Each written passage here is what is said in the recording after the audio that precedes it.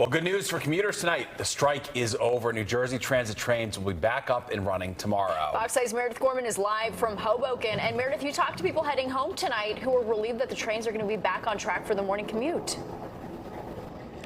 That's right. Definitely a sigh of relief here. And it's, the final day that these commuters have had to make alternative travel plans and contingency plans in place to get around before the transit engineers are back on the job tomorrow and NJ Transit trains are back up and running. Now, the Brotherhood of Locomotive Engineers and NJ Transit basically reached a tentative agreement last night that Governor Phil Murphy called fair and fiscally responsible. It will get train service back up and running after taking 24 hours to do safety checks and make sure everything's back in order and prepared for commuters before starting service back up again.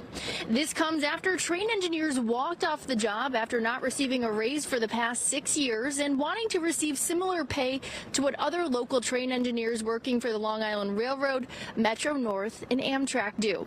Now here's a look at the NJ Transit train schedule, which again will be back up and running with full service in the morning. The first trains will start running early tomorrow morning around 3:45 a.m.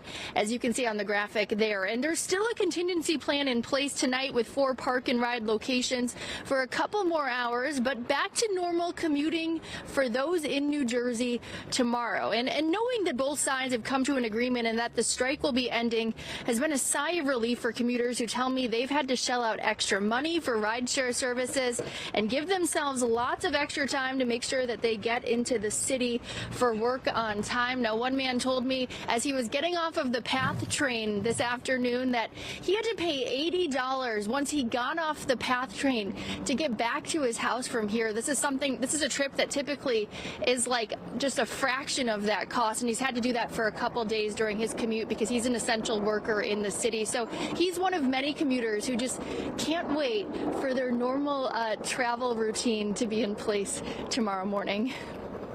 Hassle, no doubt about it. All right, Meredith, we appreciate it. Good news. Thanks so much.